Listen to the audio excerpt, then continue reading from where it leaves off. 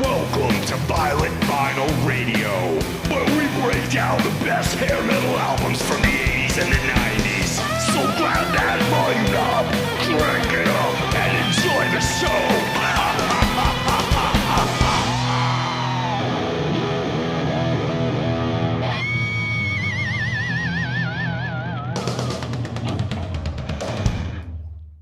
All right, you heavy metal troglodytes, it's showtime. Welcome to Violent Vinyl Radio. I'm your host, Des, and as always, I'm joined by my two co-hosts. First up, the podcaster, holding all the aces, Dangerous Dave. I love everything and everybody, and I have nothing bad to say about anything. That's Just not kidding. true. That's not true. Okay, and last but not least, the podcaster who likes the dark side of the beat, Lisa. Bippity boppity boo. Oh, wait. Wrong Cinderella.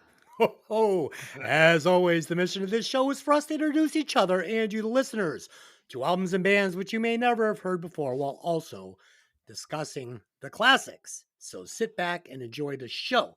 Before we get started, I am going to address the elephant in the room without hurting anybody's feelings. So if you were looking for the show last week and you found it, and maybe, I don't know, you marked it as I'll watch it a little later, maybe when I go to work, or maybe you started listening to it and said I'll finish it later, or maybe you just went to look for it and it wasn't there.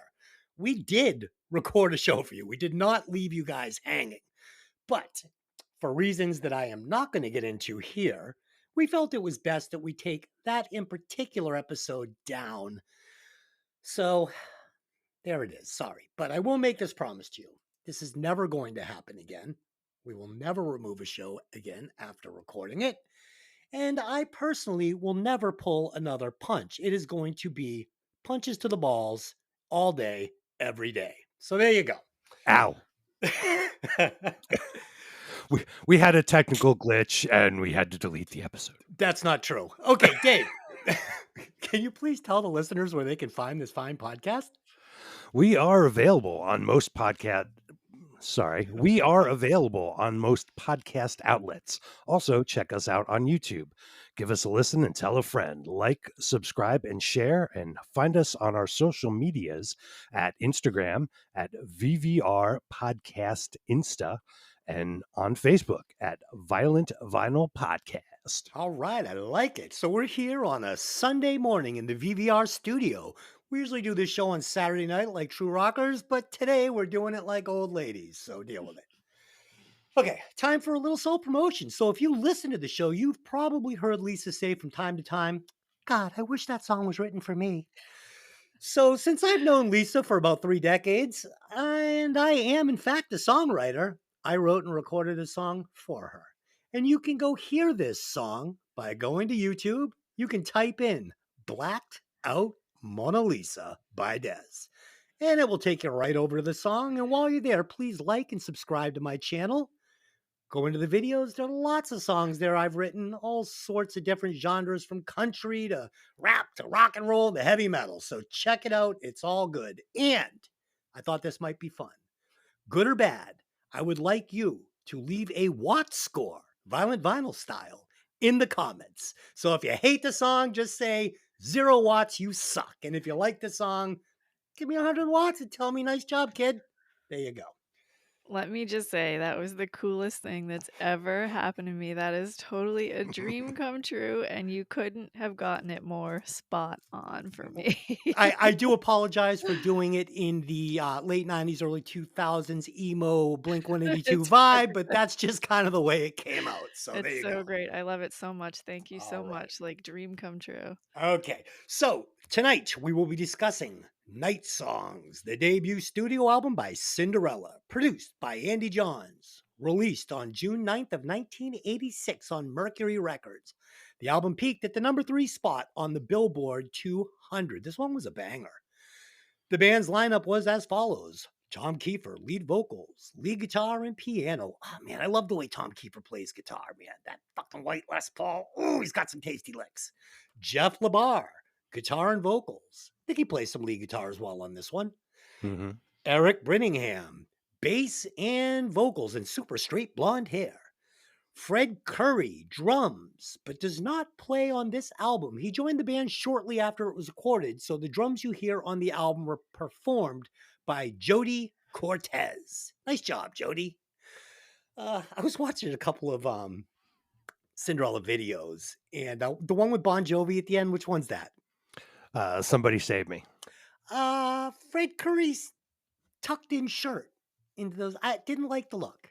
Didn't notice. That's okay. I notice everything. I'm good like that. Okay, let's do some band facts on this one. Dave, take it away. All right. Number one, the album went gold after being on the charts for less than 3 months. Within 5 years of it being released, the album was certified triple platinum, having shipped 3 million copies. That's pretty good. That is very good. The album was recorded in several studios, including the famous Bearsville in Woodstock, New York, a few studios in Philly, and the Sound Factory in Hollywood. The album's cover was photographed by the famous Mark Weiss at the Head House, located at South 2nd Street between Pine and Lombard Streets in Philadelphia. Yeah? Dave, I would like to just quickly touch on this album cover, okay? So, because this is going to come into play later in this podcast. So, if you look at the picture of the band, right, one of these kids is not like the other. So, 3 of them are glammed out pretty hard. I mean, like with the spandex pants. It's pretty hardcore glam there. And one of them is looking like a bit of a cool rock star, dressed in leather, head to toe, cool leather belt, and some slick snakeskin boots. Fucking Tom Kiefer was a badass, man. He wasn't going to be watered down for this album. And I fucking hats off to you, Mr. Tom Kiefer. I'm sorry. Keep going, Dave. Okay. And according to an article in rockscenemagazine.com, the photo shoot actually took place in the daytime, despite Tom Kiefer's concern about the title Night Songs not matching with that taking the photo during the day. Mark reassured Tom that he shoots day for night, and Tom trusted the photographer's process and was very happy with the result. That, yes, looks like it was shot at night. Tom's quote, "Mark Weiss is a fucking genius." Like it. The original lineup of the band included Mike Shermick, better known as Michael Kelly Smith, and drummer Tony Destra, who at the time weren't up to snuff, according to the label. They were both fired from Cinderella and would go on to form Britny Fox. Yeah, Tony, a good band too. No, I like Britny Fox. At the girls' school. That's a great song. My baby broke all the rules. I love that song. Sorry. Tony would tragically lose his life in a 1987 car accident and would have a dedication in the liner notes of Britny Fox's 1988 debut album. And what did Tony play in Britny Fox? He was the drummer. Oh, okay. And a few other fun facts about Britny Fox. They kind of reformed, I don't know, 4 or 5 times over the years. At one point, Greg D'Angelo from White Lion played with them on drums from 2007 to 2008. And the bass player, Childs, I can't remember his first name, Billy Childs. Reformed the band, I don't know, several times with him as the only original member, including in 2022, which is pretty recent. But guitarist Michael Kelly Smith said as recently as late 2003 that he still speaks to all of the surviving original members and was trying to get the lineup back together and has kind of teased a possible new studio album from them. Oh, interesting. Hey, I would also like to say that I modeled the male character in the song loosely after Dave. So I guess in a roundabout way, I sort of wrote a song for Dave too. But you did. I thought that sounded kind of gay, so I just left it out of the fucking liner notes. But there you go, Dave. There you go. Awesome. Cinderella was originally signed to a 6-month development deal with their label Polygram Records. They found Jeff LaBar from another local band that had opened for them and got a new drummer that didn't work out during the recording process. Session drummer Jody Cortez was brought in to perform drums on the album. He had previously toured with Boz Scaggs and would go on to perform with David Crosby and Christopher Cross. Boz Scaggs. It's such a cool name. Boz Scaggs.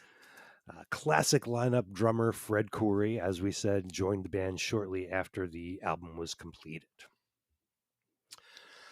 Several other musicians participated in the making of this album.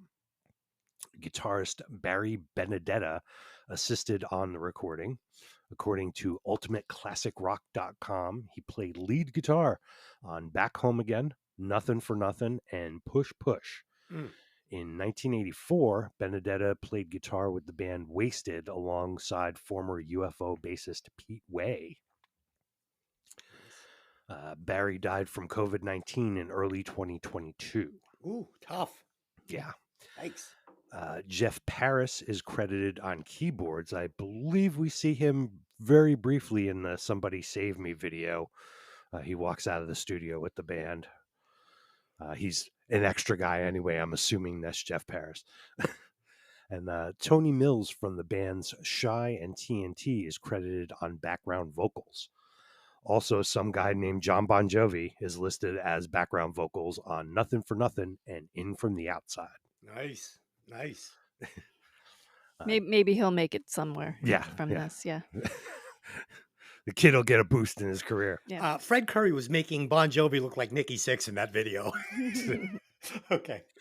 During their promotion of this album, the band would tour with Poison, Loudness, David Lee Roth, and also Bon Jovi on the Slippery When Wet tour, which exposed them to many potential fans.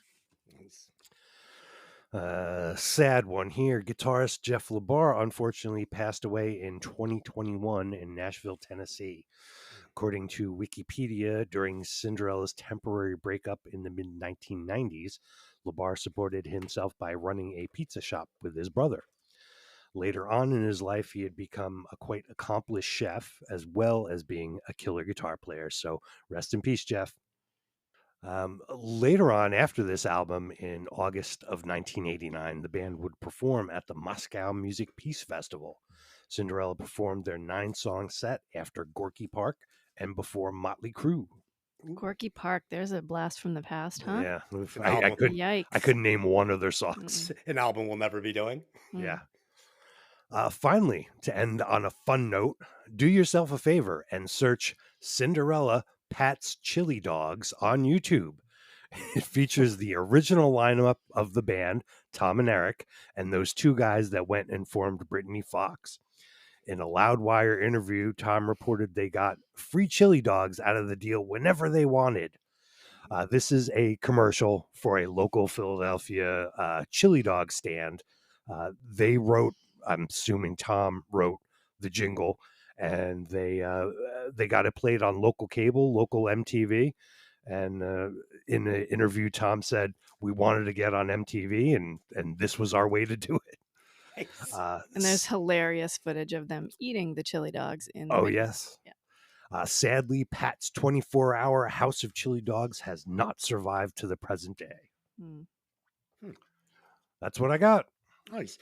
Lisa sent me a picture of Bret Michaels with a ungodly mustache, and it prompted me to shave my ungodly mustache off. So I'm back to clean shaving again. So I would like to thank Bret Michaels for that. Thank you, Bret. I didn't know what a goon I looked like. Just don't do the duck face. Don't do the duck face. Yeah. Lisa, go ahead. I got duck face. So my turn now? Yeah. Okay, so 1986, we have finally got to an album that hit the sweet spot of glam for a debut album, right? They really did have good timing when it came to the glam movement. So they had an album in 86, 88, 90, and then 94, maybe a little too late in the curve, but they changed a bit. Nobody heard that one. Yeah. So in 86, we had Bon Jovi, Slippery When Wet, Tesla's Mechanical Resonance, Wasp, Inside the Electric Circus, Alice Cooper, Constrictor, David Lee Roth, Eat 'Em and Smile, Rat, Dancing Undercover, Poison, Look What the Cat Dragged In, Europe, Final Countdown. And when you look back at surveys from the 1986 like glam rock metal albums, this album, Night Songs, always comes up pretty much within the top 5. Never really hitting spot 1, but definitely hitting 2 on a lot of the lists. For some reason, the Poison albums usually takes the top spot for the year. I don't know how you guys feel about that, but yeah. A lot of hits. Yeah, these bands were ruling MTV at the time, despite the fact that the radio, especially like what we would call Billboard Top 40s, was playing like Prince, the Bangles, Lionel Richie, Whitney Houston, Cyndi Lauper, and Madonna.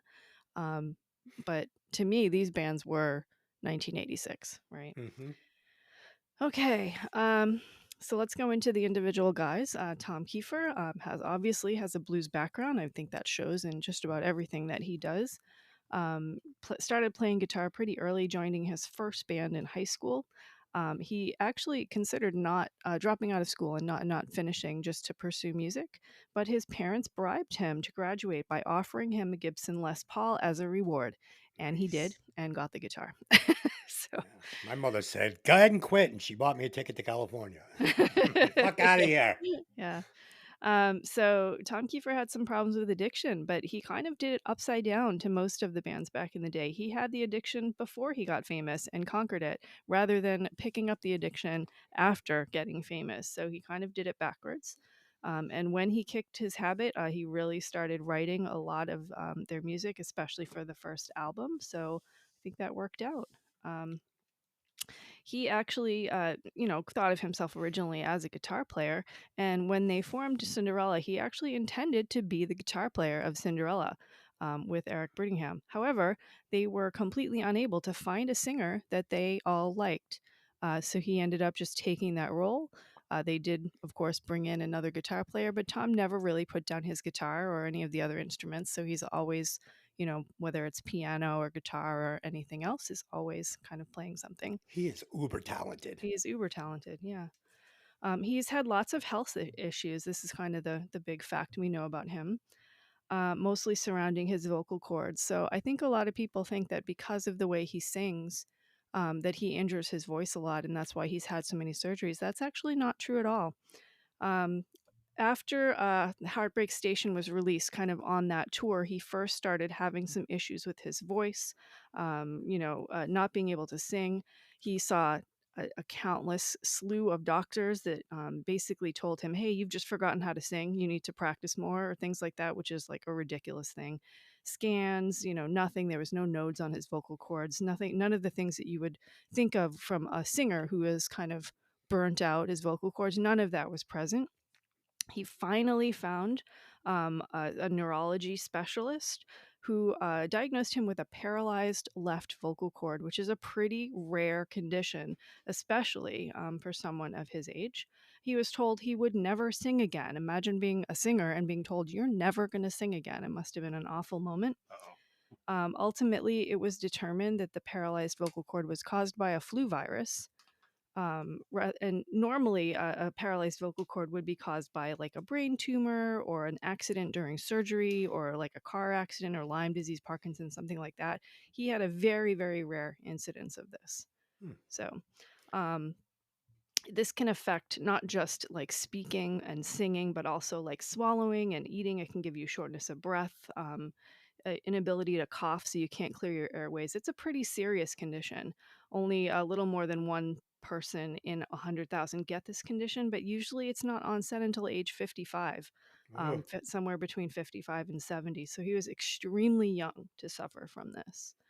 The paralysis could never be cured. And back then, there really weren't any effective surgeries or certainly safe surgeries that he could have had to fix it. I thought he Um, got one though. I could have swore he like had well, his thing frozen or some shit. so he did over the years. He did, especially on subsequent injuries. He did. There are a couple of surgeries that they do. Some involve placing an implant next to the vocal cords. Some are is kind of like rerouting the nerves to kind of wake up the paralyzed vocal cord. Most of that stuff, though, back in at this time frame, which would have been 91, 92, 93, somewhere around there, was not super developed, right? And was still, I don't want to call it in testing, but definitely not something where you have a singer whose whole career focuses on his voice that you would be like, oh, yeah, that's safe and you'll be fine, Roll the dice, right? give it a shot. Yeah. So over the years, because of this paralysis, he's obviously had to exercise his voice. He spends almost an hour up warming up for every performance. He's kind of injured himself singing, not because he's screaming or using his voice incorrectly, but because of this underlying condition, and has multiple surgeries to fix hemorrhages and things like that have happened over the years. It's So, too bad. He was such a great live singer. Like if you, I yeah. don't, what was it? The Us tour? Was that the one? Big outdoor festival with like 1 million people. Oh, yeah, yeah, I yeah. think Motley Crue. I can't remember who was on it, but if you go back and watch those videos, oh man, he's hitting every single. You sound like you listen to the Mm, record. It's fucking yeah, brutally good. Yeah. yeah. So he married his wife, Emily, in '87. She actually designed the band's logo, and accompanied the band on tour. He's now married to singer-songwriter Savannah Snow, who is also a backup singer in his touring Tom Kiefer band. Um, I call it Tom Kiefer Band because when I go see the show, I feel like the tickets always say Tom Kiefer Band, but if you look online when he refers to it, it's like the Tom Kiefer solo project or Hmm. whatever. So I'm saying Tom Kiefer Band. If I'm speaking incorrectly, I'm sorry, but it's something like that. So. Did he own the name Cinderella? Well, yes, essentially, and I don't know that he owned it only, but that he definitely was the one who kind of resurrected the band multiple times over the years until basically in 2012 when kind of the whole thing fell apart. I'm just curious on why he doesn't use the Cinderella tag. Seems like he could sell some more tickets. Yeah, he does talk a little bit about that, and so do some of the people who tour with him now. Um, when people see Tom Kiefer, they go to the show expecting to hear the Cinderella hits. And let's be fair, he absolutely does play them, but he also plays his solo stuff. He has 2 solo albums out, so you kind of hear a mix of both. It's an incredible show, and I feel bad for people who have never heard his solo stuff because it's also great, and I think they need to just take a listen. So Cool. yeah. So Savannah obviously tours with him. They have a son together who also tours with them. Yeah, it's like a whole family affair. Um, Partridge Family. How old's the yeah, boy? I believe he's 21 now. It's 2000. He was born, I think, in 2004. Oh, nice. So I think he's 21. His name is Jaden. Jaidan. Cool name. Yeah. Yep. So for his original band, he's gone through a lot of different people playing behind him. So if you see the show, there's always a ton of musicians standing behind him and singers and things like that. He always brings in some really great people. The one of the original lineup people named Michael Rhodes, he actually passed away in 2023. If you go take a look at him on Wiki, I can't even begin to recite the list of artists that he's played with. So check out the Wiki. It's like pages and pages of what this man has done. Greg Morrow on drums and Tony Harrell on piano. Although when I've seen him, he plays piano, more than half of the show himself. So there's a lot of that too. Cool. Yeah. So I think the current lineup is his wife Savannah, Tony Higbee on guitar, Billy Mercer on bass, Jared Pope on drums, Corey Myers as the keyboard player, and Tanya Davis, who also sings backup with his wife. In an interview with Corey Myers, that's the keyboard player, talking about playing with a powerhouse like Tom Kiefer, he says it feels like he's replacing the original lineup because fans are coming looking for Cinderella to be on the stage. Um, he said Tom had a really hard time building up his solo act and getting people to come see him, but now it's basically all worth it because when you see him now, it's packed shows and a great band and old stuff and new stuff. So they're still touring. They have a new tour starting in August. The closest they're getting to us up here, I believe, is in New Jersey, but they are all over the United States: Vegas, Arizona, Washington, even Montana, which usually doesn't get some of these shows. So take a look at dates, and you definitely should see them. And as an added bonus, LA Guns is the other act playing. I don't want to say who's the headliner because I don't think they're saying, but playing together, LA Guns and Tom Kiefer. Nice. Good show. Yeah. Lisa, can you comment on the Tracy Guns Rachel Bowen incident? Oh my goodness, did you see that? Just quickly, just quickly. I think Rachel handled this really elegantly, honestly. So I believe that Tracy basically said that Skid Row was leaving a ton of money on the table by not reuniting with Sebastian Bach. And, from an empirical standpoint, okay, yeah, I'm sure they were offered a good amount of money.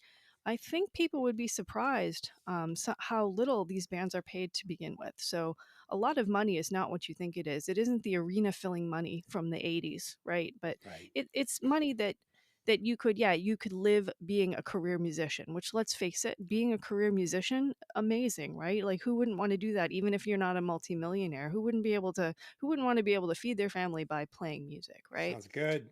But, Rachel answered back, and I think he did so really elegantly. He said, I really thought Tracy and I were friends. I can't believe he said that about us. He knows the problem that we've had. And in some ways, it's not about the money anymore. It's about being happy with playing. And I think we talked about this on the Skid Row episode. Mental health is more important, right? Yeah, I mean, those guys, do well enough that they Yeah. can pay their bills and feed their families. They just don't want to put up with the extra hassle that would be. I'm sure they believe that no amount of money would be worth dealing with this guy. And Tracy should know better. He's dealt with plenty of singers in Yeah. his band. And drummers. Yeah. Yeah. I mean, they've both had, controversies and split ups. I don't know if he just wanted to make a headline by saying that, or if Stir the pot. or if he really had feelings about the fact that money's more important than happiness, maybe. I don't know. Well, I read it, and I mean, Tracy Guns was very careful to be like, "I love these guys. I love all Mm, these guys." Like, he didn't feel malicious, and I no. think Rachel kind of took more notice to that Tracy was saying, "Oh, they're leaving millions and millions of dollars Yeah, on the table, and they could be it's not. touring in arenas." And Rachel Bowen's like, "Dude, there's no arenas and millions of No. dollars. It's like we're doing just fine." And honestly, I guess when they looked at it, the money they would make with Sebastian was not that much more than Mm. what they were making with their original singer, who was singing much better than Sebastian ever could anyway. Oh, So, yeah. Hmm. so there you Yeah. go. And to be fair, you know, like, imagine the drama that would happen on such a tour between the band and Sebastian, between the fans, even, of people disagreeing about it. Like, I think it would just be a mess. I do too. So, That's just best left mm, alone. yeah. Okay, let's continue Okay. on with this album. Back with Cinderella, we're going to move on to Jeff LaBar. Of course, we've already mentioned he passed away in 2021. Very sad. He was the replacement for Michael Shermick, who we talked about, who left to join Brittany Fox. LaBar was also in a side band with Eric Brittingham called Naked Beggars, which actually did pretty well on its own. Cool. Jeff's her name is June. She was born and raised in Japan, and he's always had a special affinity with Japan and with his Japanese fans, which they did do quite a few tours there. And there's lots of footage on YouTube of them playing in Japan and how much people love them there.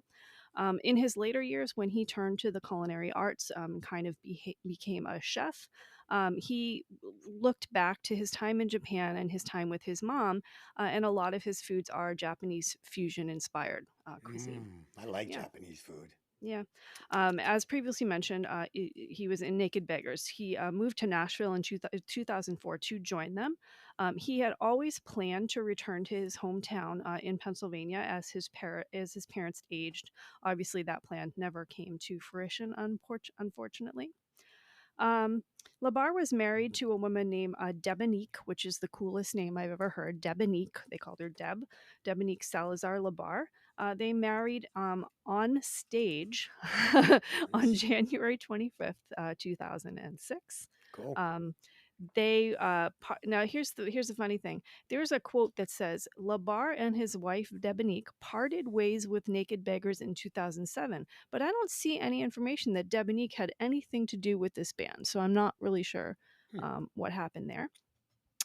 He and his wife also hosted an internet radio show called Late Night with the LaBars on realityradio.biz. I believe you can still get some recordings of those shows online. And his son Sebastian is also a musician. He was the guitarist for Tantric, which is a pretty big band. And he did backing vocals for them as well. He did leave that band in 2023, but also has a big history of his own bands as well. Yeah, Mach 22. Mach 22, yep, is Yes. another one. Yep. Um, He has made statements that he was the cause of the breakup of Cinderella due to his alcohol abuse, basically pointing to a pretty bad incident on one of the Monsters of Rock cruises, where his alcoholism caused it to fall all apart. He is the only band member who has pointed the finger at himself, so I don't know if this is true or not. So, Shows humility, though. Good yeah, man. it really does. Good man. Yeah. Okay, Eric Brittingham, bass player. We already mentioned he was in Naked Beggars with LeBar as well, so let's skip over that. He has played in a band called Let It Rock, the supergroup, featuring musicians like Jamie St. James from Black and Blue, and Warrant, Oz Fox from Striper, Scott Coogan from Lynch Mob, and Stacey Blades from LA Guns. Nice. In Ugh. yeah, in 2009, he also temporarily filled in for Poison bassist Bobby Dahl when Bobby Dahl became sick on tour. And they were actually touring with Def Leppard at the time, I believe. So, You know who he looked like visually? He always reminded me of Chaz from Pretty Boy Floyd, right? yeah, Guys definitely. like two Yep. blonde peas in a pod. Yeah. Yeah. He co-formed another rock supergroup, Devil City Angels, which is a band that we Mhm. did talk about during I believe, during the Poison episode. Maybe. Yep, with Tracy Guns, Ricky Ricky Rocket Rocket. from Poison, Yep. yeah, Brandy Gibbs from Cheap Thrill, and he played on the band's self-titled debut album, which was released in 2015. After the first album, he did leave that band and was replaced by Rudy Sarzo of Quiet Riot. Rudy. Currently, Brittingham is playing with the Bret and Michaels Band, which, by the way, is another great live show. Another frontman from a band playing with great musicians behind him. Super fun. Plays kind of his own stuff, a little bit of country, and some Poison classics. I do love seeing him live as well. With And those he doesn't have to squirrely. split the money with the other Poison guys. Yeah. Yeah. Little squirrely mustache. Yeah, and to be fair, he's also still playing with Poison, so it's not like there's no connection there. He does both, in fact. So. He stated in 2016 that he is not in favor of a Cinderella kind of reforming with new members. He's a purist and believes that it should be the original lineup unless someone passes. Now, remember, he made this statement in 2016, which was before Jeff passed. Jeff was still alive, yeah. And he says they should do that even if there are some wobbly wheels on the bus. I agree. I hate when they start replacing dudes. Yeah. He called himself collateral damage of the fallout of the band. He basically he claims he had no part in the breakup and was just kind of damaged by the fact that they lost, this great band for whatever nonsense was happening. He says that Jeff was a great guitarist and a great person. He has lots of good memories with him and does miss him a lot. He is divorced from his wife Inga, who was the singer of Naked Beggars. They met in a mall in Nashville. How 80s is that? Big Yeah, time. like many of us back then. Yeah, so let's see. They have 2 daughters together. Eric Brittingham suffered a mild heart attack in mid-December of 2006, Yeesh. although I have read reports that he's actually had 3 heart attacks. Holy shit. Yeah, I don't know if that's true because the only documented case I can find is the one in 2006, which I guess, they're calling it mild, but from the reports I've seen, it was touch and go for a while. He recovered by quitting smoking and under the special care of his wife, who made sure that he got himself back together. So, Dave, quit smoking immediately. yes, Oh, gross. kid, what's wrong with you? Yuck. Okay, sorry. Didn't Okay. mean to turn this into an intervention. As I eat my edible on a Sunday morning. Okay, Fred Corey on drums. As we know, he was the drummer in the video and on the initial tours, and is considered basically original lineup of Cinderella, although he did not play on the album. His influences will sound pretty straightforward to you: Neil Peart, Peter Criss, John Bonham, Eric Carr, and Tommy Lee. I like it. Yeah. I like it. Here's some really crazy information about this man that I did not know before this. He started playing violin at the age of 5. Wow. Between 7 and 9, he studied at the Beirut Conservatory of Music in Beirut, Lebanon, which is where he was born. At age 10, he added the trumpet, Little hat tip to Dave, who also is a trumpet player. Long time ago. Nice. And finally, at age 12, he started playing the drums. By age 13, he was playing with bands in bars, a band named Sunjammer in his area. As a teen, he was accepted to Berklee School of Music in Boston for violin. Yep. Yeah, this is a natural and practiced musician. I'm like very, very, very well rounded. Corey has played in other bands, including London, where he replaced Bobby Marks in '85, but soon after would leave the band to join Cinderella. He was also in the original lineup of Chastain. He played on their debut album, Mystery of Illusion, in 1985. That features Dave Chastain, who you may recognize as a pretty popular neoclassical guitarist, had lots and lots of instrumental guitar albums, who is still in the band Chastain today. Hmm. So, Not a big fan. no, I like mean, him. I don't know. It's not rock guitar though, right? I mean, it's definitely I'm not familiar with this stuff. I- but that's what I Really should have good. said. What that a I'm not coincidence. fan. Just not familiar. Not that I'm not a fan. Maybe What I'm a coincidence. He's got the same name as his band. yeah, right. wrong. But if you haven't heard his solo albums, I don't want to say he puts Yngwie to shame. It's in the same kind of genre as neoclassical guitar. It's a different sound though because he leans away from the metal, whereas Yngwie kind of leans into the metal. So, but check it out, definitely really good. Corey also played with Ozzy Osbourne in 1985. He filled in for Randy Castillo. He did leave Cinderella in 1991 and played with Stephen Pearcy's Rat, his band Arcade. Yes, yeah. He filled in for Steven Adler in 1987. When Adler had what they were calling health issues. Now, my immediate thought was, did he already at this point have a drug habit? The answer is no. No, he broke his wrist or something Yes. like that. And Right, he punched a remember that. street light after a barroom brawl. Imagine a drummer ruining technically their instrument, right, their hands in a fight at the height of GNR's fame. When you're just getting famous. Yeah. Didn't we hear that story when Patrick Mazingo was talking about him having a hand in the cast at the club? Yeah. I think so, yeah. Okay. Yeah, imagine like he and depending on how bad that was, he could have ended up in a situation where he wasn't able to properly use that hand again. That isn't Sure. what happened, but he could have. But Fred Corey was the one who filled in for him during that scare. Since then, since Cinderella, he's done a lot of work as a composer for TV and sports and commercials. He was featured in an article for Modern Drummer, which, as we know, is a huge honor for drummers. It's kind of the trade magazine that they read as they're growing up. So that's really great. In 2017, the series Black and White was nominated and won an Emmy Award for his music. So he is an Emmy-winning composer. On February 14th of this year, guitarist Billy Morrison and Ozzy Osbourne released a new epic single called Gods of Rock and Roll. A large portion of this song was an orchestral movement performed by the Budapest Scoring Orchestra. That's a 61-piece orchestra that often plays on rock albums and all of that. Corey was the composer on that. So that was just 2 months ago that happened. He's very active on social media, sharing his composition work and his adventures around LA.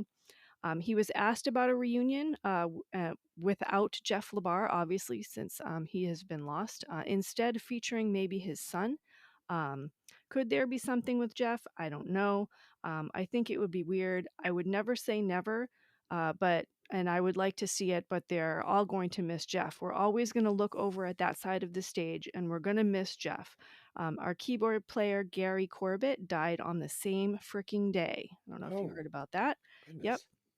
Yep. Incidentally, Gary Corbett, who was the keyboard player from 1990 to 1995 and also from 98 to 2014, passed from lung cancer on the same day that Jeff passed. He toured with Kiss, Lou Gramm, and has worked with all of Bob Marley's sons. In the 80s, he co-wrote the song She Bop with Cinderella. Cyndi Lauper. Cinderella. Cyndi Lauper. Cyndi Lauper. Sorry, Cinderella. Cindy. I love Cyndi Lauper. Now I want to so hear deep. Cinderella cover Yeah. She Bop. Oh shit! Yeah, let's hear I it. know, right? That would be great. Yeah. Yeah. Oh, Corey has a say website. brow. Sorry. Corey has a website, doubleforthemusic.com, which has a really cool intro photo of him in Cinderella back in the day. And it says, "That was then." And as you continue through the site, it goes through all the photos of the incantations of his life as a musician. And it's like super cool. One of the best designed modern sites that I've seen. And I'm always insulting the websites because that's literally what I do for work. This one is brilliantly designed, absolutely gorgeous. Top notch. Yeah, and has Um, some great photos. Where is our top-notch, amazing, violent vinyl website? Is what I'm I'll curious build you about. one if you Holy want. shit! Sure. Yeah, let's I'll do it. build you one. No Yeah, problem. I've heard Fred's work after with his composing and everything is he's gotten way more success from that Yes. than just being the drummer of Cinderella. So Yeah. Yeah. it's good for him. The Yeah. services that he offers on the site are everything from music production for film, TV, video games, and commercials to sound design and consulting. I mean, he's working hard now. Yeah. So Good for him. yeah. Let's take a small step into Jody Cortez, who we heard his drumming on the album. He bills himself as exclusively a studio musician. He's never been in a lineup of a band, but has played drums not only on this album, but on tons and tons of other albums. He never intended to be in Cinderella. This wasn't a case of him, being replaced or something like that. He came into the studio to be a studio musician, and that was that. Cool. If you have an early pressing of the album, his photo actually appears on the back with the band, even though Corey does appear on the front cover and on the liner notes, obviously. He's got a huge list of appearances.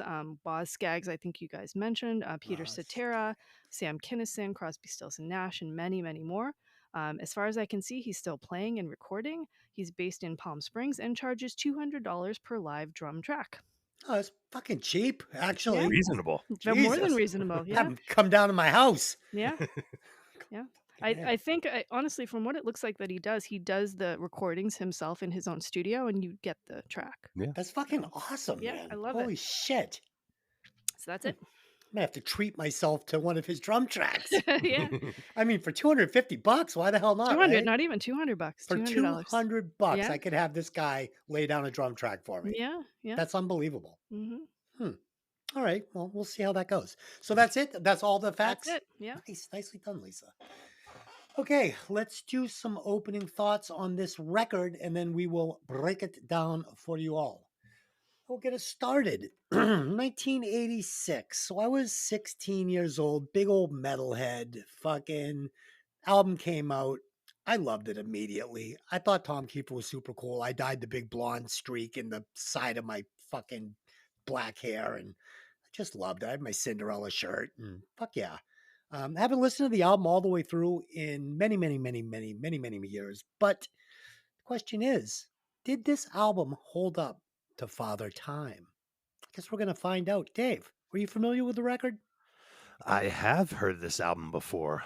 This is another one I don't remember buying the full album until later on, simply because the hits from it were on MTV constantly. I watched them all. Specifically, I remember in the afternoon at 3 p.m., they would have the heavy metal half hour on MTV and play all the big hits of the time, Cinderella and Poison. And these guys were solidly in the mix. One of my first guitar lessons, probably in 1987, I had the teacher show me the clean guitar part for Nobody's Fool. After getting the album later, I definitely liked it. I've always liked their sound and vibe. It's a great guitar part. Everybody had to learn that. Yeah. Fucking awesome. Now, did you pick the album up down at Vintage Vinyl in New Jersey? I did not. I think Okay. I think that was later on. Vintage Vinyl. Okay. But one thing, I was just in New Jersey last week, Yeah. and I'm going to post it on our page, but I took a photo of the former location of Vintage Vinyl and what it looks like today. I'm going to post that up on our social media. Dave, I'm going to have to have you send me that picture. I can't wait for the posting. So text that over to me. Must see Vintage Vinyl. Lisa, were you familiar with this album before preparing for the podcast? I mean, yes, definitely. I wonder if I have a bit of a Mandela effect on this one, though. So nowadays, when someone asks me, like, what's your favorite bands from the era, I never mention Cinderella. But as we started doing the podcast, I had the T-shirt. I had the posters on the wall. I had the albums. I mean, I saw them a lot. Maybe not as much as some of the others. I think the first time I saw them was on the Slippery When Wet tour. I was really young. I think I saw them in Hershey, Pennsylvania for the Ooh. first time. Yeah, yeah. I also saw them at Great Woods on that same tour. I saw them with in my memory, I think it was Bullet Boys, Vixen, and Cinderella was the headliner. So that was an interesting lineup. I can't remember. I think it was at Worcester Centrum. I saw them probably a few more times after that in that era, and then never again till more recently, like within in the past like 15 years or so.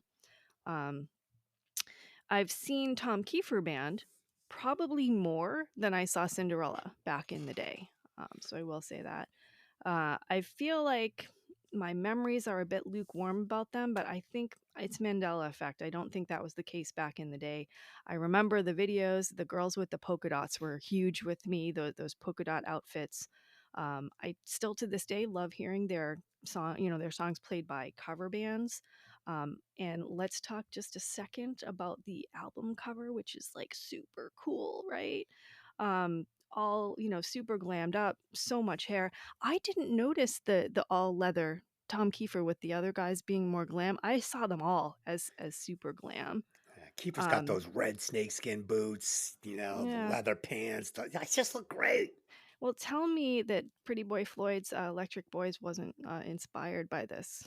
I mean, a little Side bit. side by side, those two, the purple background, the four guys. I mean, to be fair, Pretty Boy Floyd's is a little more cartoony, but like the pose is there and all of I that. always So got more of like a goofy destroyer feel from that Pretty Boy Floyd album. yeah. So fun fact about the cover of this album, uh, Tom Kiefer is wearing I'll call it a brooch, a pin, a costume pin on his left shoulder. You can sort of see it in there. It's like a pearls on it or something like that.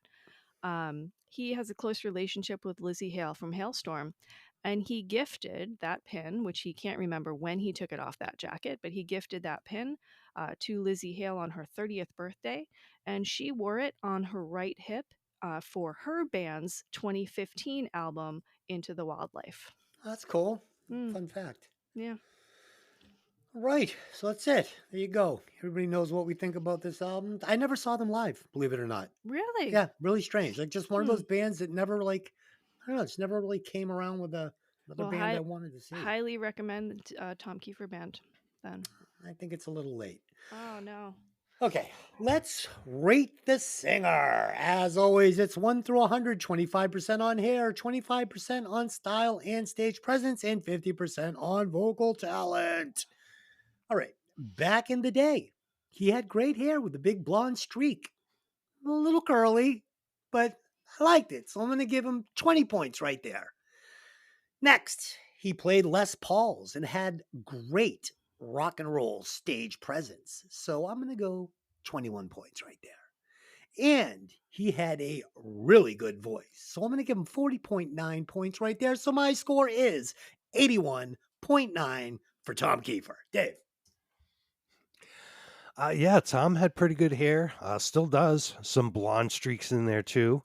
Um, I felt like he was Steven Tyler and Joe Perry combined into one guy. Fuck yeah.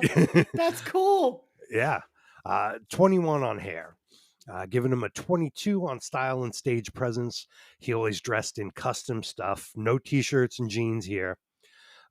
Tom sort of looked like the guy version of Stevie Nicks back in the day with the long coat. I have that comment. This too. is amazing. So he's like Steven Tyler, Joe Perry, and Stevie Nicks mashed into one dude. Like, yes, please.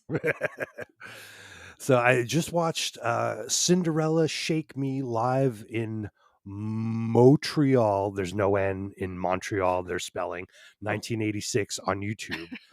This is when they're opening for David Lee Roth. And he starts the song on vocals only and does some mic stand moves and makes his way back and forth across the stage.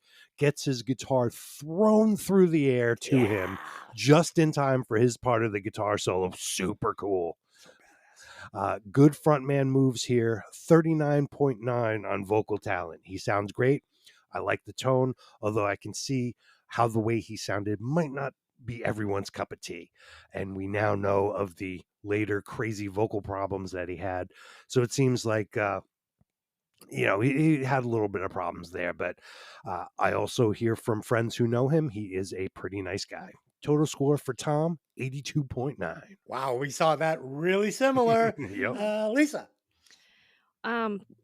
What can you say? He's a great front man, right? He has incredible style. I wonder if they all worked together on the coordinated blazers with the lace kind of pirate shirts underneath them.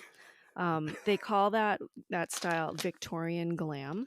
But I don't want to be a I pirate. don't want to Right? be a pirate. I think it's cool. I don't know, but Fucking low talker. it's a sister of the Victorian goth style, which of course I think is fantastic. Um, I don't know. They looked like a cohesive band together, even though he commanded the stage just as he does today. Today, you can't keep your eyes off him when you see him play. He's really the focal point of everything. Um, Vocals, piano, guitar. He plays some percussion as well. If you see him live, he's interesting to look at. He's not really dancing around or being like foolish. He's just, being cool and interacting with the audience. That's visible in the videos. It's also when you see him live, he's like that. He wears costume like clothing, which I think Dave just alluded to. Woo, that was terrible. Dave just alluded to that he definitely, you're not going to see him in a t-shirt and jeans. You're going to see him always wearing something intended to be worn in front of a crowd. He also has a bit of a goth edge, especially if you see him today, which I like. A lot of black hair, black clothes. His style, his singing, everything favors Steven Tyler a bit. He's got even his look. He's got the cheekbones. They're very similar to The me. lips. Everything, yeah. But here's the important thing: even though you can see a connection between their styles and Stevie Nicks and even Joe Perry, you would never say that he was a copy of them. He No way. definitely had his own. Right. Like he was still unique, even though he obviously had some mentors. 100%. Yeah. His vocals, of course, are unique. Any song that you hear, it's him. Um, you know, uh, I was wondering, like, does he hit the high notes or not? He is hitting some high notes, but you don't hear any like super high notes. But it doesn't seem to matter because everything he writes like fits the voice that he has. Um, yeah, I don't really have anything bad to say about him. I'm giving him an 88.1. Oh, Tom, there you go. It's a high score. All right, Lisa, please add them together and tell us where Tom Kiefer lands on the Violent Vinyl frontman leaderboard. Okay, on the Violent Vinyl frontman leaderboard, Tom Kiefer, frontman of Cinderella back in the day and Tom Kiefer Band today, lands at number 4 with a total score of 84.30, putting him right below Tammy Down and right above Alice Cooper. All right, I like it. I like it a lot. Okay, let's get into the album's tracks and our thoughts on this album. So, the first song on the album is called Night Songs. It's the title track to the album. And I love this track from this hypnotic guitar riff. It's got these really wow, wow, wow. It's fucking cool, man, for like hair metal. Production, top notch. Tom Kiefer's vocals, excellent. And it has a great arrangement. It has 3 catchy sections. I mean, verse, bridge, chorus, they're all catchy, and the whole thing links together perfectly. This is a really well written song. And that's going to be the theme of this album because all of these songs are well written. They all have 3 great catchy parts. And yeah, we're off to a good start. Dave. Little spooky intro followed by some cool slide guitars. We get into the song before the 1 minute mark. I am in.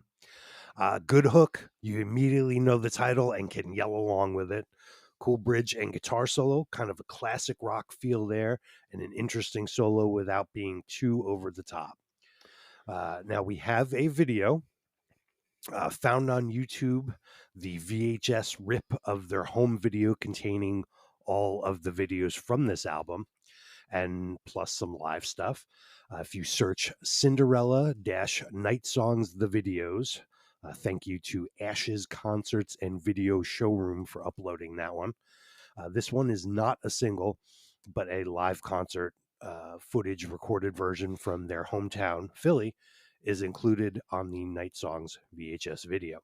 The footage is pretty dark, but Tom plays a Jimmy Page style Gibson double neck. Very cool. Very cool. Lisa, track number 1. See, now my note was they don't have an official video, so you're just saying this was a compilation of live. No, this was an official video that was released. Night songs to Interesting. videos. Oh, the videos, not like for this particular song, but Right. yeah, that's what I meant. There was no Right. They like released MTV video for this song. Right. Right. They released a Yeah. home video Yeah. with the ones we know from MTV, Okay. plus several live songs Yeah. recorded in Philly. Okay, I thought I had missed an official video, and I was getting upset. Aftermarket. God. Okay. I like the gentle opening of this song. It's very dramatic and kind of builds up with the slide guitars. I don't really remember this song from back in the day, and I'm not sure why, because on this re-listen, I really like it, especially the slow dragging tempo, and how they. I don't know if this is the right word. Are they bending or dragging the guitar notes, or what is this sound that I'm hearing? What with Is it just slide guitar, or is it a nice bend on the notes? the No, like that? It's like a wah, like that. That sounded like a dead cat. We all did goofy, Yeah. weird guitar shit on this first Okay. track. Anyway, moving on. Maybe bend notes, maybe slide. Yeah. Yeah, little I'm both. not sure which part you're Okay. talking about. All right. Lyrics are pretty good. We have a story about working hard and looking forward to the nighttime. Not a deep thing, but it works. We have a pre-chorus. I'm calling it a pre-chorus, but in some ways, this pre-chorus, which is repeated, kind of functions almost as a bridge between the sections of the song. It's a really interesting arrangement. I like how the drop in the tone on that pre-chorus. The chorus is a bit formulaic. We have the gang vocal of the song name and the answer line afterwards, which I think is a standard use on this. I'll have this comment on almost every song on this album. It definitely makes you remember the name of the song, and it does let you sing along with it, even if you've never heard it before. But I think they do it on almost every song, so I'm just making that comment. Yeah. That's how you get to play arenas. Yeah. Fitting guitar solo, we've got the diminished minor chords. It turns even a bit shreddy, but not like it doesn't go over the top, which is good. We have some fade out at the end, a long fade out with some sound effects, and I'm okay because this is an opener. For a split second, you hear like tolling bells in the background. It reminded me a bit of Black Sabbath. Ooh. Black Sabbath's first album, Black Sabbath, and the song Black Sabbath. Nice. Yeah. It's a lot of Black Sabbath. Yeah, I think it was a good choice for this album. I think that like they're building to something. It feels like a song that's building, and I think that's good. At least I'm going to get into these choruses as well, just the way they're produced and the way that they were presented to us. And I mean, they're obviously presented this way because it's 1986, Yeah. right? Yeah. So we're gonna talk about how this whole band was actually packaged and presented to us. But yeah, good observation. Track number 2, Shake Me. So this one's claimed its place in hair metal pop culture for sure, right? I mean, fucking everybody knows this one. It's great fucking chorus, great song, full of big hooks, big riffs, super catchy lyrics, and it's got a great guitar solo. And this chorus, this is fucking cash money. Shake me, I mean, it's fucking great, Dave. Yeah, this was the first single from the album, but failed to chart, which is very That's surprising crazy. to me. Yeah. Starts with drums and builds from there. Hey, we got some cowbell. Yeah. As the first verse goes on, they add a second guitar and then shakers. Works very well to build the sound up. All the instruments sound great, and you can hear everything if you listen. We will credit this to the excellent producing and engineering of the famous Andy Johns, who did the album, who had previously worked with the Rolling Stones and Led Zeppelin. Another good hook, good gang vocals. You can even hear a little B3 style organ, but it's not too much so that it sounds like Deep Purple. Now, watch the video for this. It's pretty cool, basically concert footage. They do awesome guitar flips. These guys do the gunslinger move forward and backward with no problem. They flip it all the way around on their strap, around their body. I was going to ask if you were going to start doing that now that we've watched all these videos. done it once in Oh, my don't do life. it again. I hate that move. It's The not bass going player well. is particularly good at it in this And band, that's Eric. extra impressive to do Yeah. with a bass. Yeah, and he does it over and over again, and it's really cool. I like watching YouTube videos of guys' guitars flying away, like Mhm. local guys just destroying their guitars like that. Yep. Oh yeah, it goes Best. flying off Yeah. into the Right. trees. It's the best. But yeah, you got to have some strap locks. That's rule number 1. You got to have a wireless. That's rule number 2. Holy shit. And a shirt that's slippery enough for your strap to, Mhm. Yeah, you don't know. do it without a shirt when you're all sweaty. That would be bad. Yeah. Just don't Um, do it. so so the video has the beginning and ending have a main video girl with 2 evil stepsisters who are the twins in all the Cinderella videos. The girl sees the concert from the front row and then leaves in the limo with the band while her evil stepsisters are left in the dust. Love it. Modern day Cinderella, like fucking literally. Yes. Dave, organ, slide guitar. These are all things that you're noticing that I'm noticing. This band could have been, I don't want to jump the gun, but yes, just keep that in your mind. We're getting organ, we're getting slide guitar, we're getting things that you hear in classic rock for sure. Lisa. I was really excited to hear this one because this was a big memory song for me back in the day. When I read over the track list of the album, this was the one that kind of stood out for me, and I'm like, oh, I'm like so ready for this. Then I went and read the lyrics, and I was like, oh, there is so much rhyming in this, and it's a little cheesy. Like, how is this going to work? And then you turn the song on, and it's perfect. It's absolutely perfect, and everything Yep. works. Yep. We don't just get cowbell in this song, we get so much cowbell in this song, in a good way. I'm not saying that's a Yes. bad thing. Yeah, we always need more cowbell. Gotta have more More cowbell. cowbell. It's more cowbell. Yeah. Same structure to the chorus again with the gang vocal and the response line. I'm noticing that even though Tom Kiefer has that like gritty voice, he's always on tune. He never misses a note, and it doesn't feel to me like it's overproduced, like they did a bunch of takes to get this. It feels that that's just how he does it. It feels Mhm. very natural. Good guitar solo again fits the song. We got a real bridge in this song after the solo, with a cleaner sound and the drums really brought to the front. There's a lot of tambourine in Cinderella, especially if you see them in performances today. It's hard to make that work in this style of music, and they do it well. We get a faded ending. There's within the faded ending, there is a series of like high note screams, almost like Steven Tyler would do at the end of a song. I would have liked to hear it not in the fade, but as like part of the song. I didn't want it to be fading when they did that. Yeah, and he emulated Tyler but didn't copy him, so it wasn't like a copy. And of course, we get the video part 1 in the story. I love that they're telling a story about the Cinderella girl with her stepsisters. I've always called them the twins, but now I like watching this video, I'm like, oh, they're the evil stepsisters. I totally get it.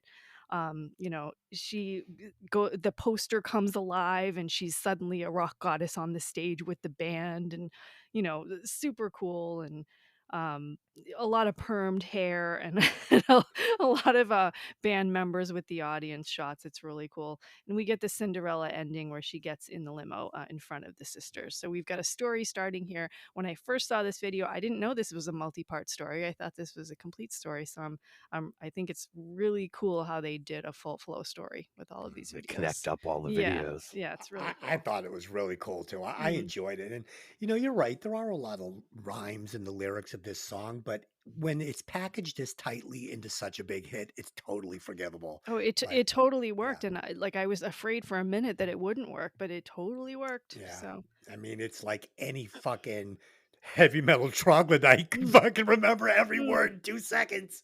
I love that's the word of the week. I'm bringing it to the show. So there you go. No offense.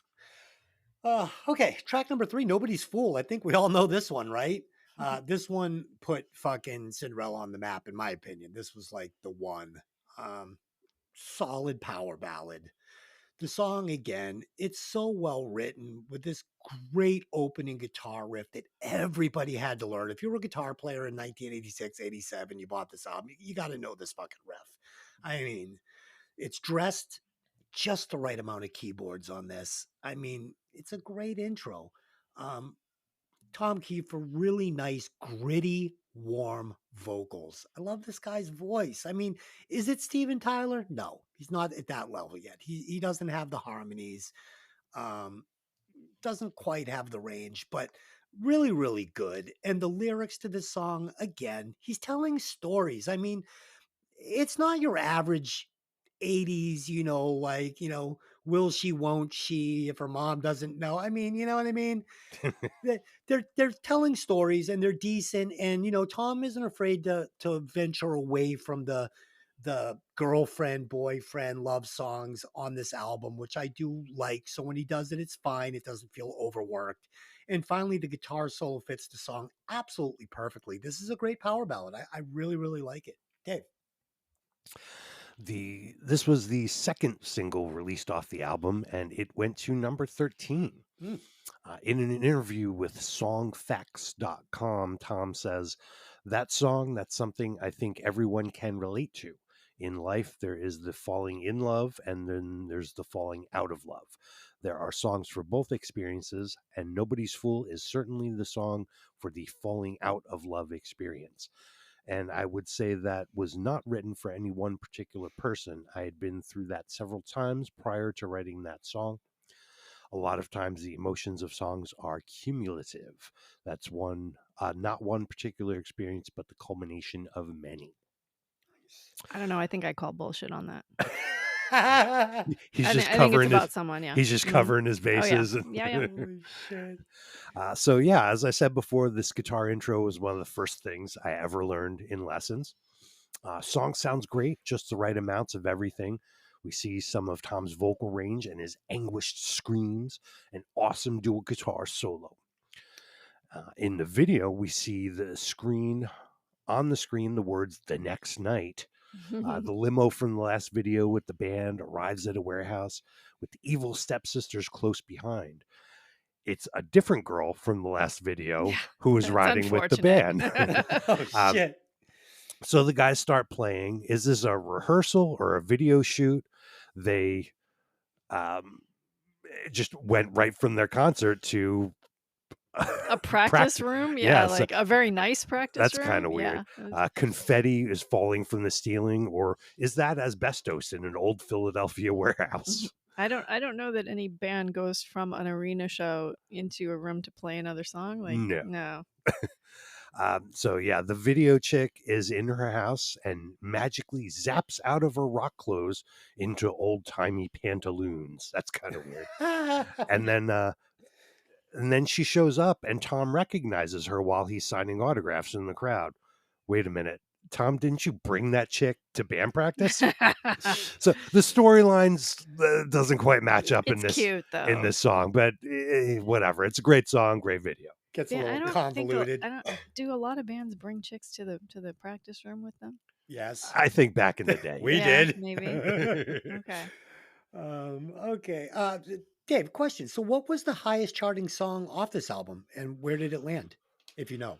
I think it was this I one. I'm think pretty it sure. was this Yeah, one, number yeah. 13, because the other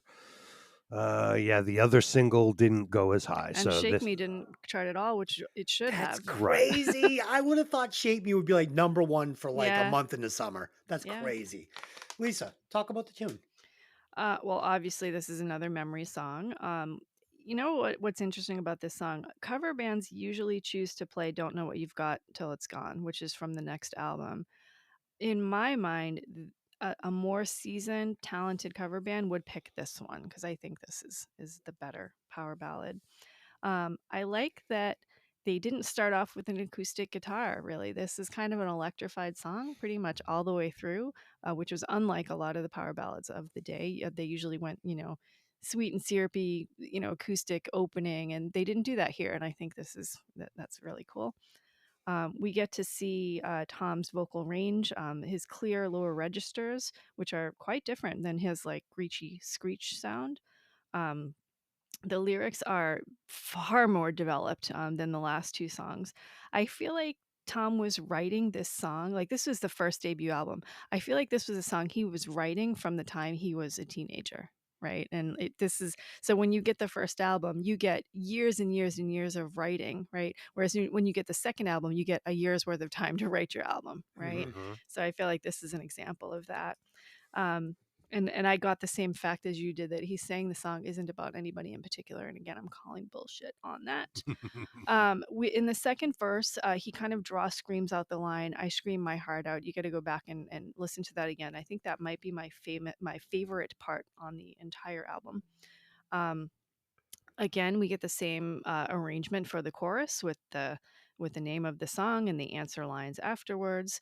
Decent guitar solo. It's a little too short and emotive, but I like at the end when it kind of gets a little shreddy as the vocals come back in. We get a late bridge in the song. It's almost an outro, but I'm calling it a bridge anyway. It follows the verse a little bit, and then it changes, and you get like a real different sound after that. I think that's the part where it says, "Seems like 1,000 years since we broke the ties." Mhm. That's the part I'm talking about. We get a very, very, very, very long outro on this song. Maybe a minute and a half of this song is just outro, right? Um, we finally get to hear Tom doing some much cleaner Tyler vocal style runs. Really great. Um, and I actually there's a guitar piece. You guys are calling it licks when it's not the solo. I feel like it's a second solo at the end of this song. Oh It's yeah, pretty for good. sure. Yeah. Yeah, Yeah. yeah. In Um, in the fade out, in the or fade out, at the yeah, beginning of the fade out. yeah, Yep. yeah, yeah, yeah. And of course, the video with the sisters again in the polka dot outfits, which were all the rage.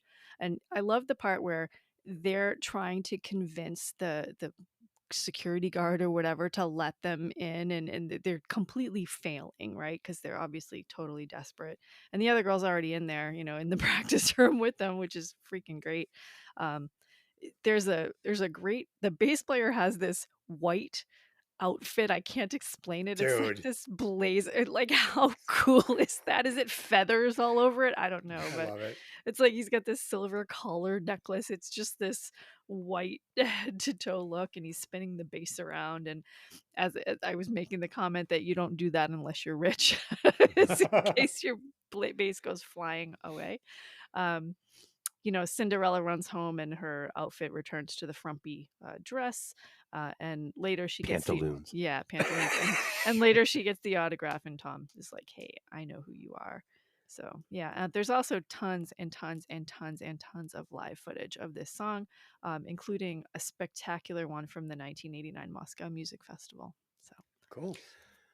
And fun fact, the talking about this song being older, there is a self-released by Cinderella single from 1984. yep. That's "Shake Me" and "Nobody's Fool," Hmm. with the original lineup of the band, the guys who went off to form Brittany Fox. Yep. And the bass player still looking rad. Yeah, with giant Giant blonde hair bigger than Yeah. two people's heads. Yeah, it's like rivaling Jimmy's hair from back in the day. Yeah, that's how big. That'd be tough to do. That was a Yeah, lot of hair. yeah, Yeah, you got to keep in mind too, which is something that really shocks me is, this is the debut album. And like for me, it didn't feel like it needed to be in the oven one more minute. Like yeah. this album was They were ref- cooking this for years, I think. yeah, it was Yeah. totally refined. It was perfect. Like they really had this vision before they went into the studio, and you can hear it. There's no like almost. No, it's there. Track number 4, Nothing for Nothing.